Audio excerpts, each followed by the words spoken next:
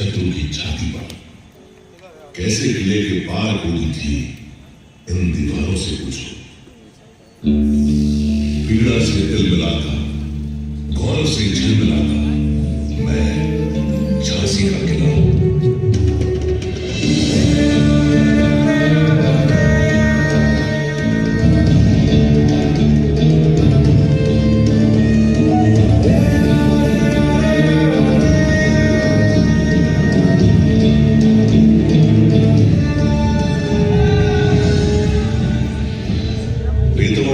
नदियों के बीच बुंदेलखंड के पश्चिम में बसा है झांसी शहर। और झांसी शहर के केंद्र में अपनी ऊंची ऊंची प्राचीरों के साथ कई सदियों से खड़ा हुआ है झांसी का किला। सन 1613 ईस्वी में ओरछा नरेश महाराज वीर सिंह देव ने मेरा निर्माण करवाया था। 18वीं सदी की शुरुआत में पेशवा बाजीराव प्रथम ने जब फर्रुखाबाद के नवाब मोहम्मद खान मंगल से युद्ध करने के लिए बुंदेला राजा छत्रसाल की ओर मदद का हाथ बढ़ाया, तो राजा छत्रसाल ने अपना दिल खोलकर उनका आभार व्यक्त किया।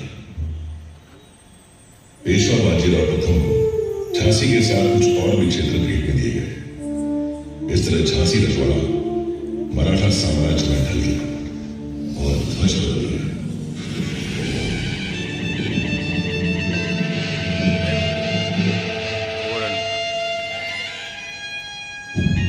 18वीं सदी की समाप्ति के बाद झांसी की सूबेदारी का जिम्मा नेवालकर को सौंपा गया। इसी वंश ने भारत के मुकुट में वह अनमोल हीरा जाना जिसकी अद्वितीय चमक पर भारतीय इतिहास गर्व करता है।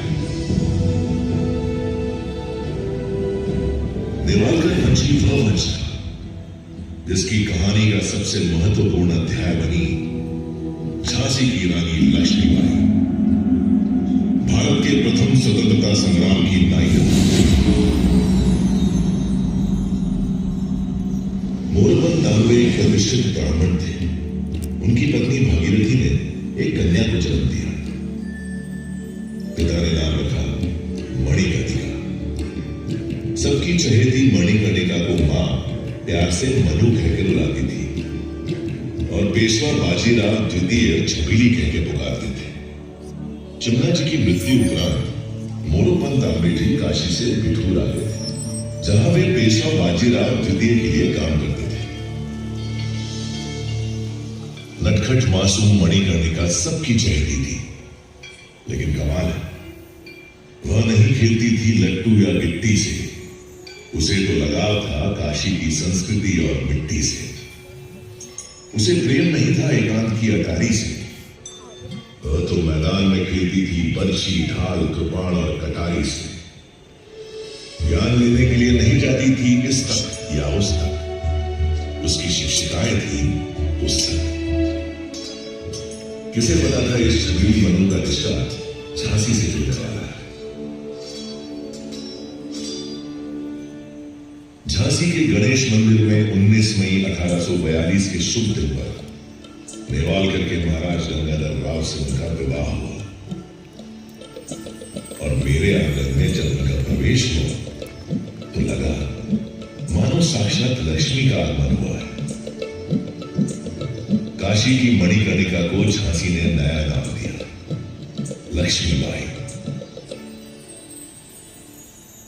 अपने नए नाम लक्ष्मीबाई के साथ वह झांसी के लिए लक्ष्मी बनकर ही आई थी। राज्य में वैभव लाई थी। विवाह के हर्षोल्लास के बीच ईस्ट इंडिया कंपनी की हुकूमत ने महाराज गंगाधर राव को आधिकारिक तौर पर झांसी का राजा स्वीकार किया। उन्हें सभी प्रशासनिक अधिकार प्रदान कर दिए गए। ऐसा करने से झांसी के राजा और प्रजा दोनों को लाभ हुआ। राज्य की आमदनी में बढ़ोतरी हुई। महाराज गंगाधर राव को कड़क बिजली और भवानी शंकर की तोपों से सलामी दी गई।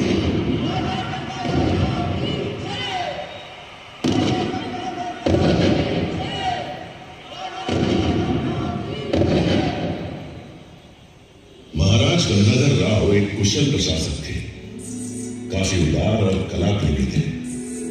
उनकी नाट्यशाला में साहित्य, संगीत, नृत्य, नाटक की रसरशा बने रहते थे।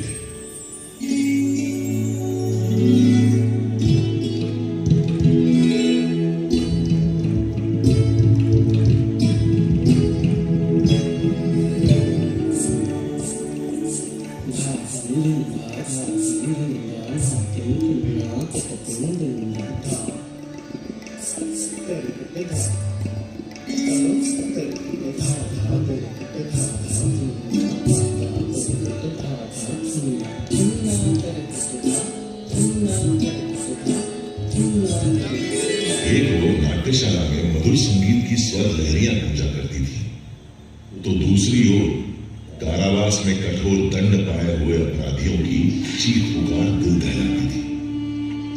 झांसी की न्याय प्रणाली ही कुछ ऐसी थी कि छोटे मोटे अपराधियों को भी फांसी की सजा सुना दी जाती थी। और जिस जगह आप लोग बैठे हुए हैं, ठीक यहीं वो फांसीगर था।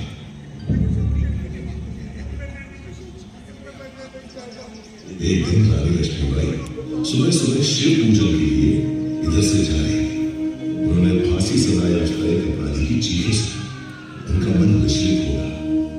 उन्होंने महाराज गंगाधर राव से इस फांसी की सजा और इस फांसीगर को झांसी से सदैव हटाने का अनुरोध किया। इस अमानवीय न्याय प्रणाली को जल्द से जल्द रोकिए महाराज। फांसी की सजा और ये फांसी घर झांसी के किले से सदा सदा के लिए हटवा दें। आपसे मेरा ये अनुरोध है। महाराज ने रानी का अनुरोध स्वीकार कर लिया और झांसी में फांसी की सजा पर पूर्ण प्रतिबंध लगाने का आदेश जारी कर दिया। उसी दिन से झांसी गले की फांसी, दतिया गले का हार सिर्फ कहानियों की बात रह गई। झांसी की प्रजा ने इस नर्मदिल आदेश की सराहना की और महाराज का अभिनंदन किया। झांसी में इंसानियत की हवाएं बहने लगी। देश प्रेम की एक लहर के साथ नई ऊर्जा का प्रसार होने लगा। सुरक्षा की जिम्मेदारी अब केवल पुरुषों की नहीं रह गई थी, महिलाओं ने भी कमान संभाली। रानी लक्ष्मीबाई स्वयं तलवारबाजी एवं घुड़सवारी में निपुण थी। उन्होंने झांसी की स्त्रियों में भी इस कौशल का विकास किया। शस्त्रागार में नए हथियार बनने लगे। एक तोप का नाम झांसी की रानी रखा गया। क्या धमाका था उसका! धीरे धीरे तैयार होने लगी इस युवा रणचंडी की दुर्गा सेना।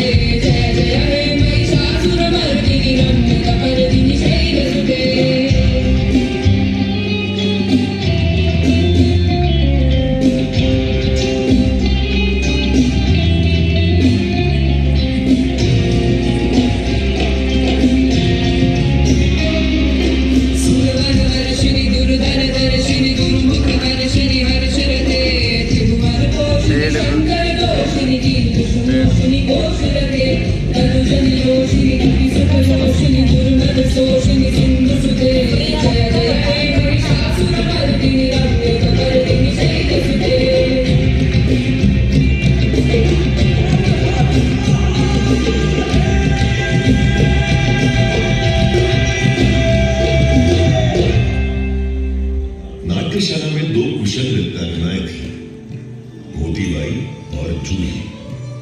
मैंने स्वयं देखा कि कैसे नृत्य का अभ्यास छोड़कर वे रणभूमि में तलवारबाजी और घुड़सवारी के गुर सीखने लगे। देखते ही देखते रानी लक्ष्मीबाई की दुर्गा सेना झांसी की सुरक्षा करने में समर्थ हो गई। झांसी में जो लक्ष्मी बनकर आई थी वो अब दुर्गा बनकर प्रजा के दिल पर राज करने लगी। कुछ समय बाद वो पल भी आ गया जिसका झांसी राज्य बेसब्री से इंतजार कर रहा था।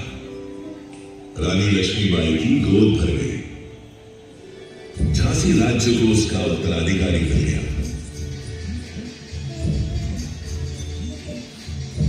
महाराज गंगाधर के आंगन में धारियां बजी। पूरा झांसी राज्य खुशियों से सराबोर हो उठा। झांसी के इस उत्सव को न जाने किसकी नजर लग गई। खुशियों की शहनाइयों से अचानक मातम के स्वर फूटने लगे। मात्र 3 माह की किलकारी को क्रूर काल निकल गया। रानी की गोद उतर गई। इस घटना से महाराज गंगाधर को गहरा सदमा लगा। उनका स्वास्थ्य बिगड़ने लगा। उन्हें लाइलाज रोगों ने घेर लिया। महाराज को झांसी के भविष्य की चिंता सताए जा रही थी। झांसी के राज सिंहासन को वारिस मिल सके, इस उद्देश्य से उन्होंने अपने ही वंश के एक बालक को गोद ली।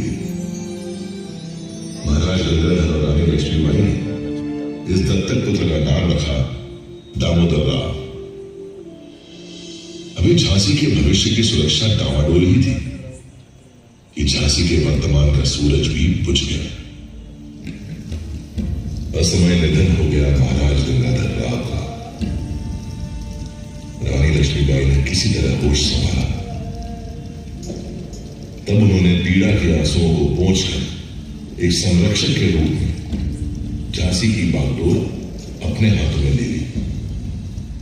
इधर रानी लक्ष्मीबाई ने झांसी का शासन संभाला और उधर ईस्ट इंडिया कंपनी के गवर्नर जनरल लॉर्ड डलहौजी ने झांसी को हथियाने के हथकंडे शुरू कर दिए।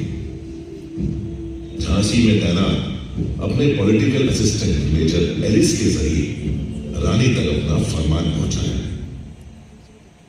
रानी साहिब, सन 1804 में हुई संधि के मुताबिक झांसी भी दूसरे पड़ोसी राज्यों की तरह ईस्ट इंडिया कंपनी के अधीन आता है। अब चूंकि स्वर्गीय महाराज गंगाधर राव की अपनी कोई संतान नहीं है, इसलिए कंपनी उनके गोद लिए हुए पुत्र दामोदर राव को झांसी के उत्तराधिकारी का दर्जा नहीं दे सकती। आपको सूचित किया जाता है कि अब झांसी राज्य पूरी तरह से कंपनी के अधीन रहेगा। इसके एवज में कंपनी रानी लक्ष्मीबाई को उनके निजी खर्च के लिए 5,000 रुपया महीना की पेंशन अदा करने की मंजूरी देती है और साथ ही रानी लक्ष्मीबाई को हुक्म देती है कि वे जल्द से जल्द अपने जरूरी सामान के साथ झांसी का किला खाली कर दें। हम सुना करते थे कि व्यापारियों के भेष में लुटेरे हैं आप लोग। आज आपने इस बात को सिद्ध भी कर दिया। वापस जाकर कह दीजिए अपने गवर्नर जनरल लॉर्ड डलहौजी से हम उनका फरमान अस्वीकार करते हैं। मैं अपने जीते जी अपनी झांसी नहीं दूंगी। अंग्रेजी फरमान सुनकर रानी लक्ष्मीबाई क्रोध की ज्वाला से दहक उठी। वो जानती थी कि अंग्रेज झांसी को हथिया कर उसे बर्बाद करना चाहते हैं। वो किसी भी कीमत पर किला छोड़ने के लिए तैयार नहीं थी। देशमुख जी ने उन्हें शांति से समझाया। श्रीमान, मैं आपकी पीड़ा और क्रोध को समझ सकता हूं। देखिए, अभी समय हमारे अनुकूल नहीं है। वर्तमान परिस्थितियों में समझौता करना ही एकमात्र रास्ता है। क्या कह रहे हैं देशमुख जी? आप ऐसा सोच भी कैसे सकते हैं? मैं इन फिरंगियों के आगे झुक जाऊं और अपनी झांसी में सौंप दूं। गलत मत समझिए श्रीमान। अगर आप शांति से विचार करें तो ये भी हमारी एक कूटनीति होगी। अंग्रेजों की बात अभी मानकर एक तो आप सदन रहेंगे, दूसरा उनके खिलाफ किसी भी गतिविधि में शामिल होने पर उन्हें आपका शक भी नहीं होगा। रानी लक्ष्मीबाई ने देशमुख जी का सुझाव मान लिया। दिल पर पत्थर और मन में ढेर सारी यादें रखकर रानी ने किला छोड़कर रानी महल में रहने का फैसला किया। जाते जाते रानी ने झांसी को अपना संदेश दिया। इस किले से जाने का ये मतलब नहीं है कि मैं हार गई। असली युद्ध तो अभी बाकी है। बिठूर में पेशवा बाजीराव ने मुझे देश प्रेम, स्वधर्म और स्वराज की शिक्षा दी थी। अब समय आ गया है कि मैं उनके द्वारा बताए गए स्वराज के मार्ग पर ही चलूं। इसके लिए चाहे मुझे अपने प्राण ही क्यों न त्यागने पड़े, मैं एक दिन स्वराज की पताका जरूर फहराऊंगी।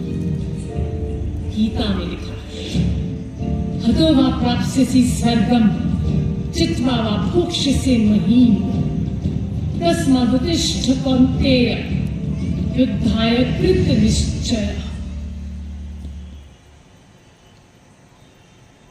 कि जैसे कृष्ण भगवान ने अर्जुन को रणभूमि में कहा था कि युद्ध के दौरान अगर मारे जाओगे तो स्वर्ग की प्राप्ति होगी, तो अगर जीत हुई तो पृथ्वी पर राज्य का आनंद लोगे। सो हे कुंती पुत्र, उठो और युद्ध करो। इतना कहकर रानी इस किले को छोड़कर चली गई। उस दिन दुल्हन बनकर आई रानी को मेरी देहरी से बाहर जाना पड़ा।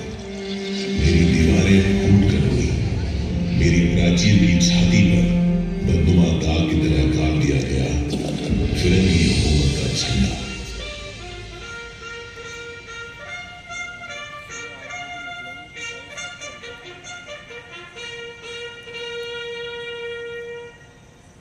हंसती खेलती झांसी का सुख वैभव छिन गया।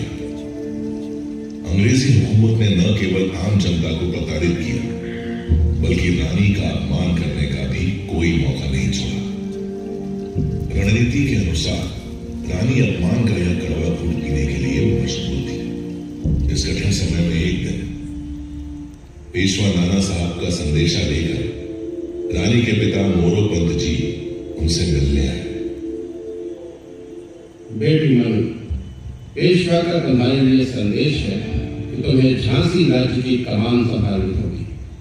अब से लगभग 4 महीने के बाद 31 मई को रविवार के दिन पेशावर से बंगाल तक की सारी फौजी छावनियों में बगावत का बिगुल बजा दिया जाएगा।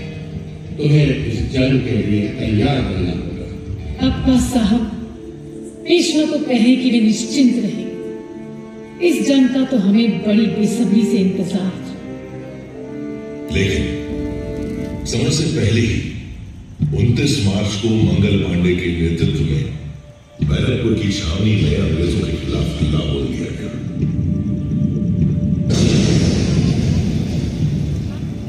मंगल पांडे की शहादत का शुभ समाचार भी आया। लेकिन 10 मई आते आते मेरठ में भी बगावत की शुरुआत हुई, जो दिल्ली को आजादी दिलाने तक जा पहुंची।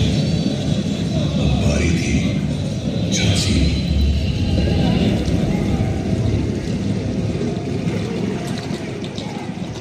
5 जून 1857 को 12वीं पैदल सेना के सिपाहियों ने स्टार फ्लोर पर हमला बोल दिया, जो अंग्रेजी कंपनी का अधीन था। अंग्रेजों ने औरतों और बच्चों समेत झांसी किले में बना ली। इस समय तक विद्रोह की ज्वाला पूरे झांसी राज्य में फैल चुकी थी। 8 जून 1857 की सुबह सिपाहियों ने कैप्टन गॉर्डन को मार गिराया। गॉर्डन के मरते ही मेजर स्कील ने सफेद झंडा लहराकर आत्मसमर्पण कर दिया और आजाद हो गई झांसी। आजाद हो गया मैं। ध्वज बदल गया। रानी लक्ष्मीबाई उस दिन मेरे आंगन में वापस लौटी। उन्होंने प्रजा को धन्यवाद दिया।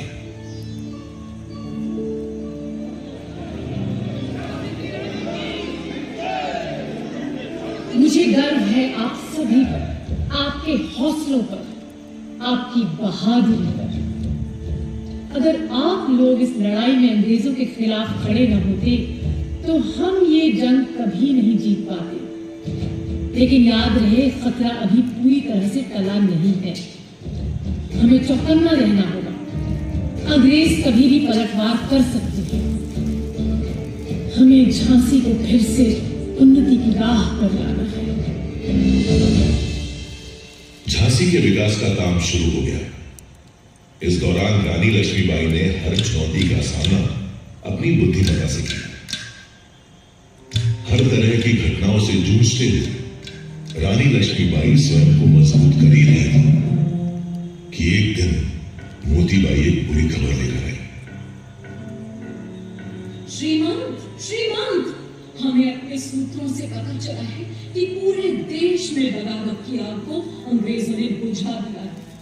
दिल्ली, लखनऊ, कानपुर, बिठूर, बनारस, इलाहाबाद, हर जगह विद्रोह को कुचल दिया गया है।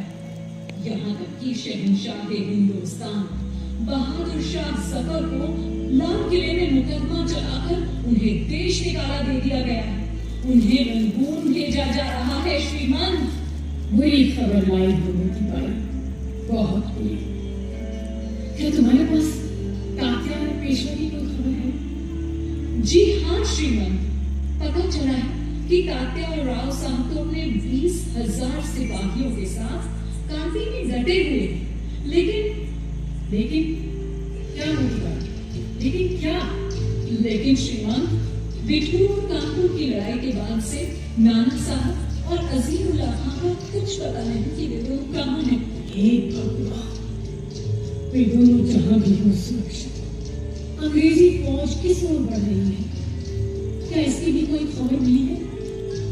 जी श्रीमान, राहतगढ़ और बानपुर में अंग्रेजी फौजों ने हमला किया है, पर वहां के हालात की पूरी जानकारी नहीं है। हाँ, लेकिन ये सूचना जरूर मिली है कि जनरल ह्यूरोज के नेतृत्व में अंग्रेजी फौज झांसी की ओर बढ़ रही है।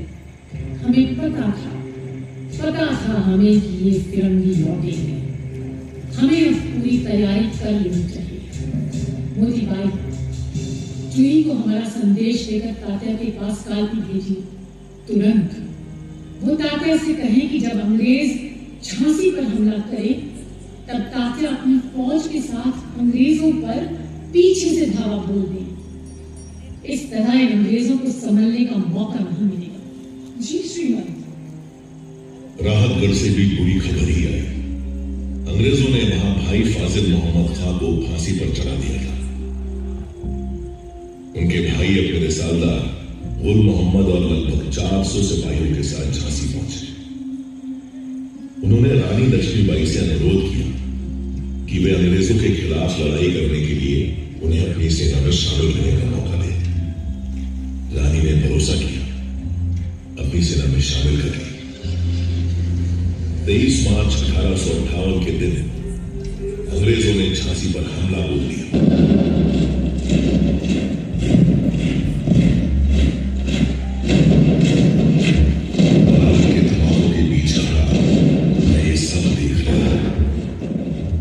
झांसी में वफादारों की भी कोई कमी नहीं थी। फाटक पर ही अंग्रेजों पर टूट पड़े कुंवर खुदा बख्श। लड़ते लड़ते उन्होंने अपने प्राणों की आहुति दी।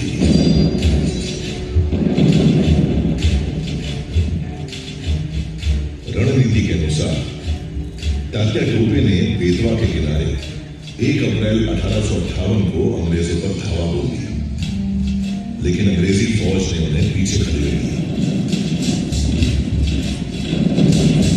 रानी लक्ष्मीबाई की रणनीति विफल हो चुकी थी।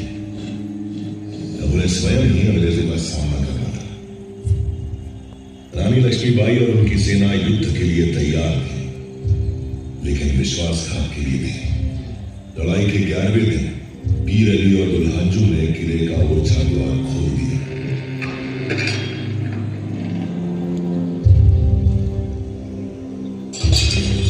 अंग्रेजी फौज ने शहर में प्रवेश करने में सफल हो गई।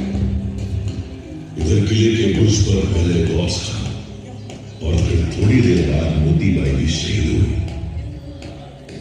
रानी लक्ष्मीबाई ने अपने 3 सबसे होनहार सैनिकों को खो दिया। आज भी इस किले की मिट्टी में ही सुपुर्द खाक है ये शूरवीर। रानी अंग्रेजों का डटकर मुकाबला कर रही थी, लेकिन परिस्थितियां झांसी के विरुद्ध होती जा रही थी। उस समय अंग्रेजों को भ्रमित करने के लिए बहादुर झलकारी बाई रानी लक्ष्मीबाई का वेश धारण करके युद्ध भूमि में उतर गई। वेशभूषा के कारण झलकारी को रानी समझकर उनसे युद्ध करने लगे। झलकारी ने रानी लक्ष्मीबाई और उनके पुत्र की जान बचाने के लिए अपने प्राणों की आहुति दी। तभी मैंने देखा कि कैसे अपने घोड़े पर सवार पीठ पर ममता की चादर ओढ़े हुए रानी लक्ष्मीबाई मेरे किले की टूटी हुई दीवारों से गुजरी और देखते ही मेरी आंखों से उजाला हुआ।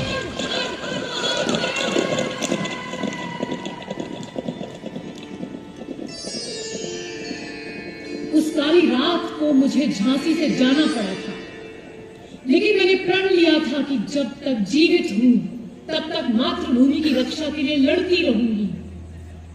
मेरी इस लड़ाई में ग्वालियर के सैनिकों ने मेरा साथ दिया और मैंने बिना लड़े ही जीत लिया ग्वालियर का किला।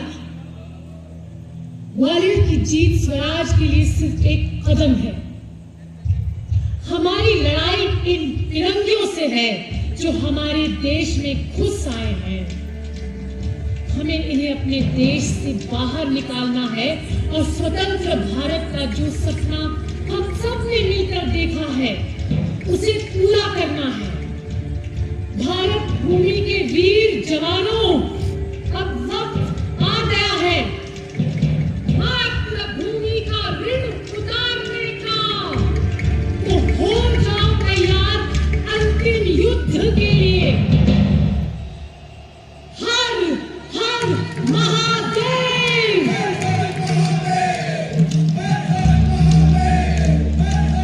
अंग्रेजों से अंतिम युद्ध का समय आ गया था।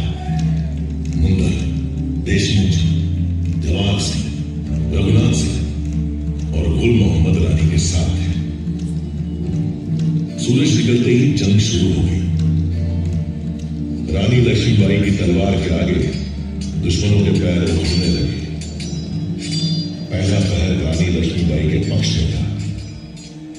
दूसरे पहर तक अंग्रेजों को समझ आ चुका था कि अगर रानी लक्ष्मीबाई को नहीं रोका गया तो ये जंग कभी नहीं जीत सकेंगे। तभी फिरंगियों ने अपनी रणनीति में बदलाव किया और हुसार दस्ते को रानी लक्ष्मीबाई से लड़ने आगे भेजा। हुसार दस्ते ने भी ऐसी वीरांगना पहले कभी नहीं देखी थी। दांतों से घोड़े की लगाम संभाले और दोनों हाथों से तलवार चलाते हुए शत्रुओं का संहार कर रही थी रानी लक्ष्मीबाई। लेकिन उस वक्त रानी का विश्वास पात्र घोड़ा उनका साथ न दे सका। एक नाले के पास पहुंचकर ठिठर गया। रानी को हुसार दस्ते ने घेर लिया। ठिठक गया समय, ठिठक गई दिशाएं, ठिठक गई थी मेरी भी सांसें। दुश्मनों से घिरी रानी आंधी प्रबंधन की तरह लड़ती रही। तभी एक घाती दरिंदे ने उनकी बस्तियों के पास तलवार से वार किया। रानी चोटिल हो गई।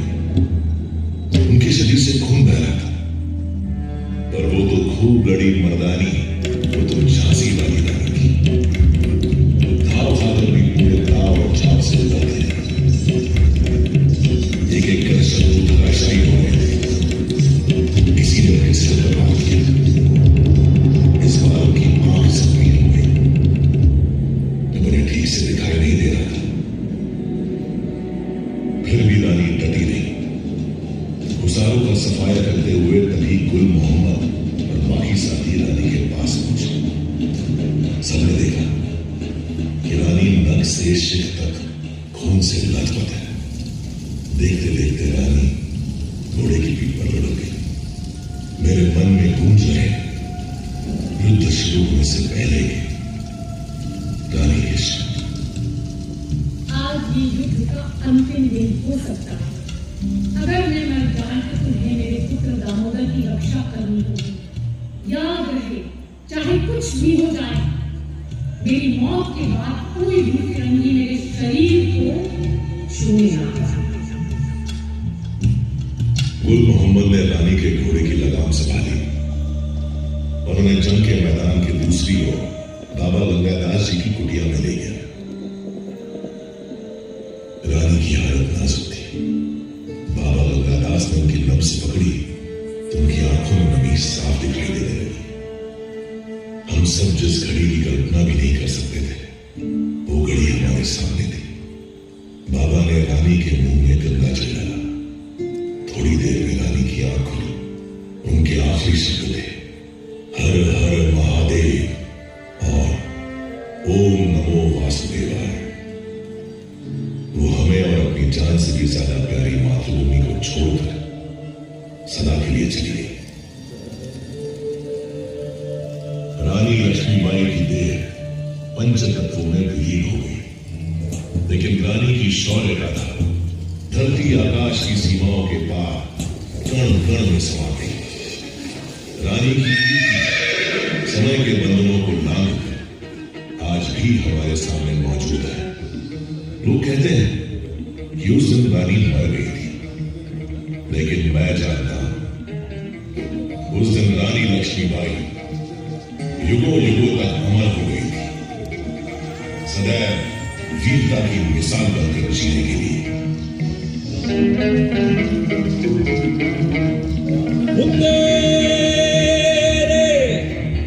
हर बोलोगे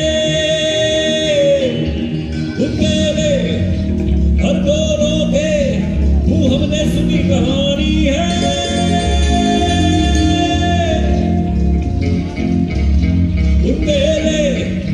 हर बोलोगे वो हमने सुनी कहानी है।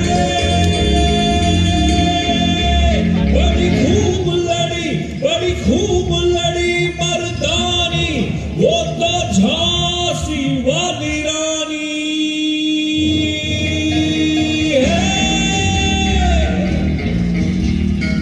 झांसी वाली रानी है।